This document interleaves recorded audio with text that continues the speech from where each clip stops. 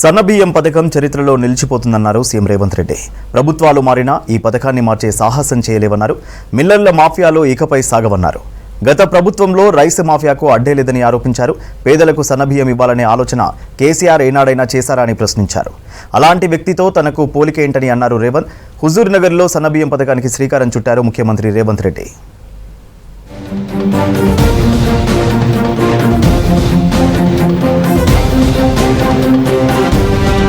పదేళ్లలో ప్రజల సొమ్మును దిగమింగిన కేసీఆర్ ఫ్యామిలీని ఉరేసినా తప్పులేదన్నారు ముఖ్యమంత్రి రేవంత్ రెడ్డి. హుజూర్ నగర్లో రేషన్పై సన్నబియ్యం పథకాన్ని ప్రారంభించారు. ఎవరు అడ్డుపడ్డా 3,10,00,000 మందికి సన్నబియ్యం ఇస్తామని చెప్పారు.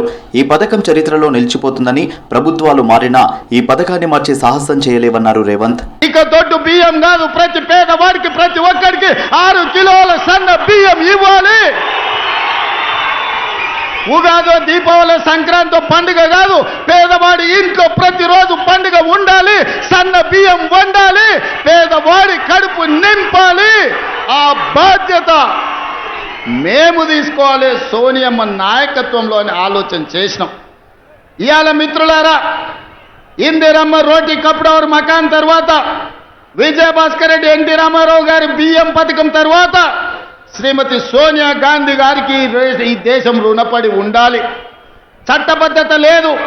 అందుకే ఆహార భద్రత చట్టాన్ని పార్లమెంటులో తెచ్చి పేదవాడికి తినడానికి అవసరమైన అన్ని వసతులు ఏర్పాటు చేయాలని ఆహార భద్రత చట్టం శ్రీమతి సోనియా గాంధీ గారు పార్లమెంటులో తెచ్చి పేదవాడి ఆకలి తీర్చడానికి సోనియమ్మ చట్టాలు చేసింది.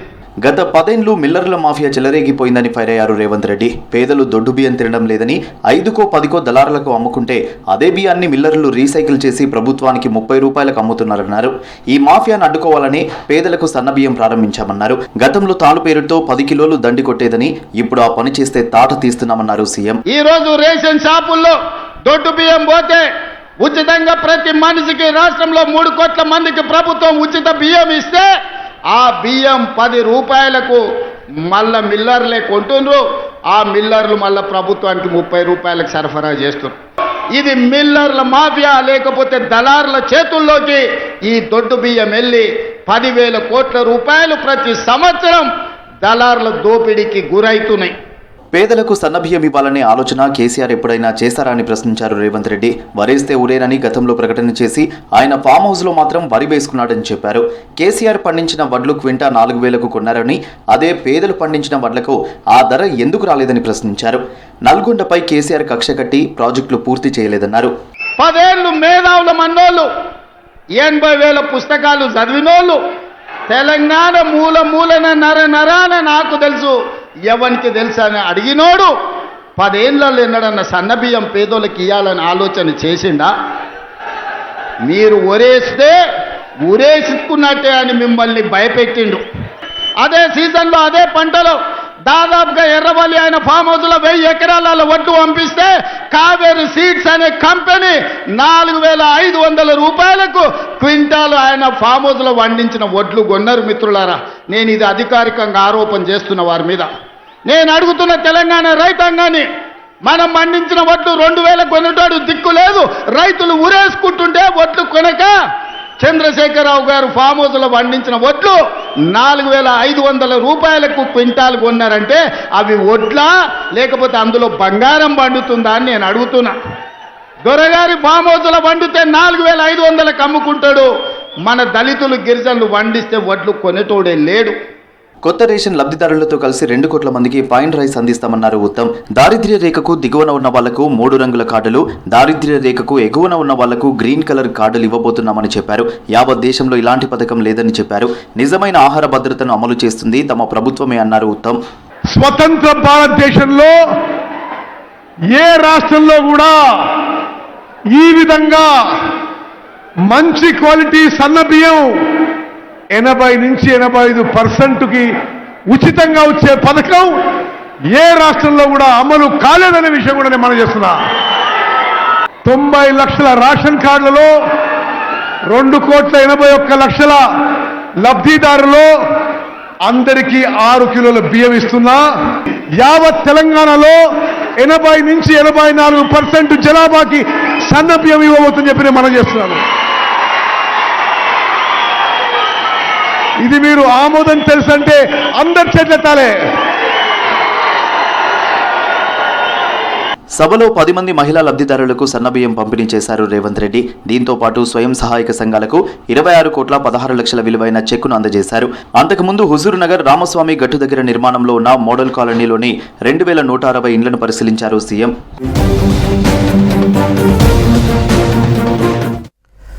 తెలంగాణలో group 1 mains general ranking list విడుదల చేసింది టీజీపీఎస్సీ. వెబ్సైట్లో క్యాండిడేట్ల జనరల్ ర్యాంకింగ్స్తో పాటు మెయిన్స్ ఎగ్జామ్ మార్కుల మెమోల డౌన్లోడ్ కోసం అందుబాటులో ఉంచింది.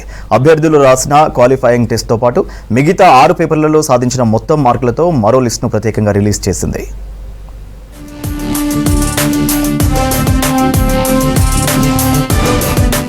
గ్రూప్ 1 జనరల్ ర్యాంకింగ్స్ విడుదల చేసింది టీజీపీఎస్సీ.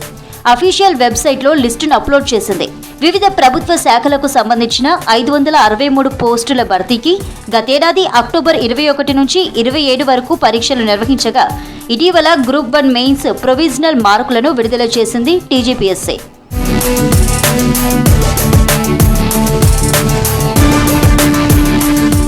ప్రొవిజనల్ మార్కుల లిస్టును మార్చి 10 నుంచి 16 వరకు డౌన్లోడ్కు అందుబాటులో ఉంచింది టీజీపీఎస్సీ. మార్కుల రీకౌంటింగ్కు అప్లికేషన్లు పెట్టుకునేందుకు మార్చి 24 వరకు అవకాశాన్ని కల్పించింది. ఈ ప్రక్రియ పూర్తి కావడంతో అభ్యర్థులు 7 పేపర్లలో సాధించిన మొత్తం మార్కుల డీటెయిల్స్తో పాటు జనరల్ ర్యాంకింగ్స్ను వెబ్సైట్లో పెట్టింది. మార్కుల మెమోలు ఇవాల్టి నుంచి ఏప్రిల్ 5 వరకు అందుబాటులో ఉంటాయి. మార్కుల మెమోలు డౌన్లోడ్ చేసుకునేందుకు అభ్యర్థులు తమ వ్యక్తిగత లాగిన్లలో TGPSC ID, hall ticket number, పుట్టిన తేదీ, మొబైల్ నెంబర్కు వచ్చే ఓటీపీని ఎంటర్ చేయాల్సి ఉంటుంది.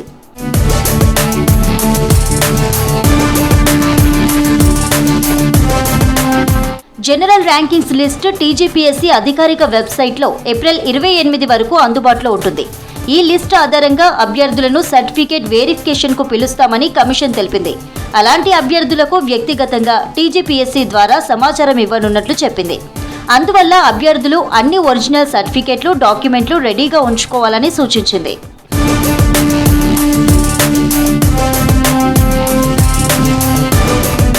టెక్నికల్ గా ఏదైనా ప్రాబ్లం ఎదురైతే అభ్యర్థులు TGPSC technical help desk phone నెంబర్లకు గాని, హెల్ప్ డెస్క్ మెయిల్ ద్వారా గాని సంప్రదించవచ్చని ప్రకటించింది. సంక్షేమం, అభివృద్ధి కోసం నిరంతరం శ్రమిస్తున్నామన్నారు సీఎం రేవంత్. ఉగాది షడ్రుచుల్లా ఈసారి బడ్జెట్ ప్రవేశపెట్టామని చెప్పారు. ఫ్యూచర్ సిటీ అద్భుతమని, జీరో నెట్ సిటీనే కాకుండా పెట్టుబడుల నగరమని చెప్పారు ముఖ్యమంత్రి. మహిళలు, యువతతో పాటు రైతులు అభివృద్ధి చెందాలన్నదే కాంగ్రెస్ లక్ష్యమని చెప్పారు భట్టి విక్రమార్క. రవీంద్ర భారతిలో జరిగిన ఉగాది వేడుకల్లో సీఎం సహా మంత్రులంతా పాల్గొన్నారు.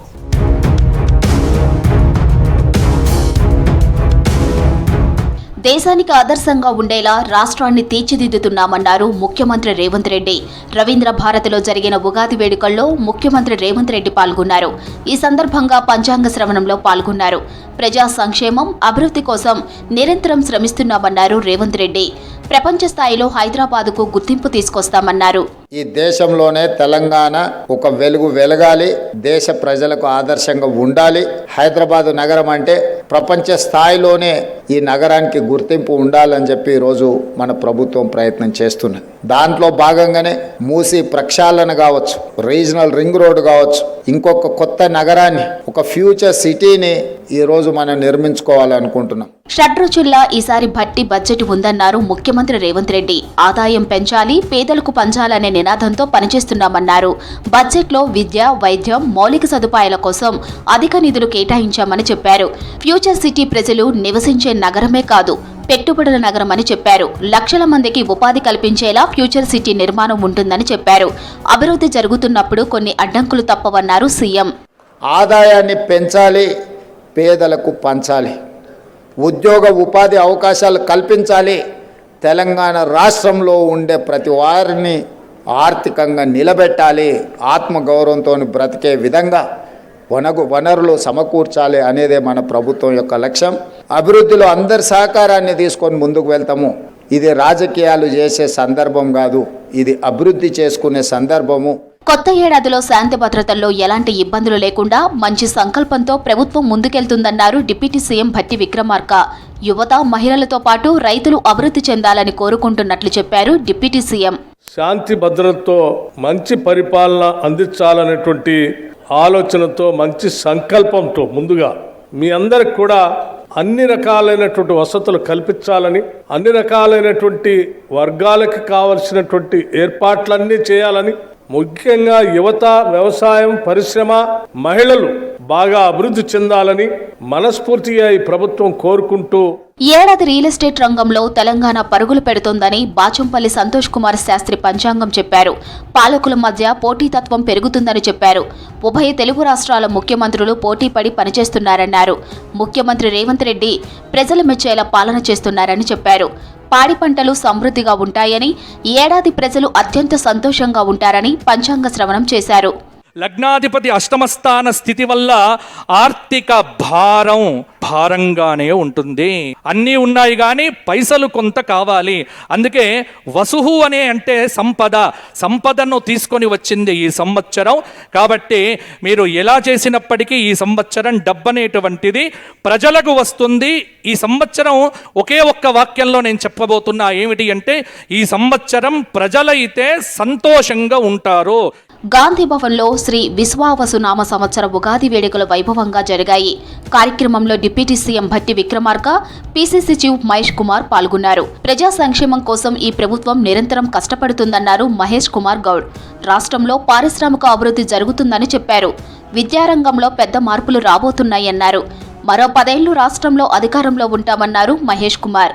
రాష్ట్ర ప్రభుత్వం వ్యవసాయ పరంగా, పారిశ్రామిక పరంగా ముందుకు అడుగులేస్తున్న సందర్భం మీ అందరికీ తెలుసు. గత 10 సంవత్సరాలలో విదేశీ పట్టుబడులు 10 సంవత్సరాలు 20,000 దాటకుంటే, ఈ 2 సంవత్సరాలలో ముఖ్యమంత్రి గారు, ఐటీ మంత్రి గారు విదేశాలకు వెళ్ళి తీసుకొచ్చిన విదేశీ పట్టుబడులు దాదాపు 2,25,000 కోట్లు. ఈ దశగా అభివృద్ధి వైపు రాష్ట్రం నడుస్తా ఉంది. మంత్రివర్గ విస్తరణపై గవర్నర్తో సుదీర్ఘంగా చర్చించారు ముఖ్యమంత్రి రేవంత్ రెడ్డి. ఇవాళ మధ్యాహ్నం రాజ్భవన్లో మంత్రి కొండా సురేఖతో కలిసి గవర్నర్ను కలిశారు. మంత్రివర్గ విస్తరణకు సమయం ఇవ్వాలని గవర్నర్ జిష్ణుదేవ్ వర్మను కోరినట్లు తెలుస్తోంది. ఎస్సీ వర్గీకరణ బిల్లుతో పాటు బీసీ రిజర్వేషన్ల పెంపు బిల్లును కేంద్రానికి పంపే విషయంపై గవర్నర్తో చర్చించారు. దీనితో పాటు రాష్ట్రంలో అమలవుతున్న సంక్షేమ పథకాలను గవర్నర్కు వివరించారు ముఖ్యమంత్రి. ప్రతిష్టాత్మకంగా చేపడుతున్న సన్నబియ్యం పంపిణీపై గవర్నర్కు వివరించారు రేవంత్. ఇవి బులెటిన్ అప్డేట్స్. Stay tune.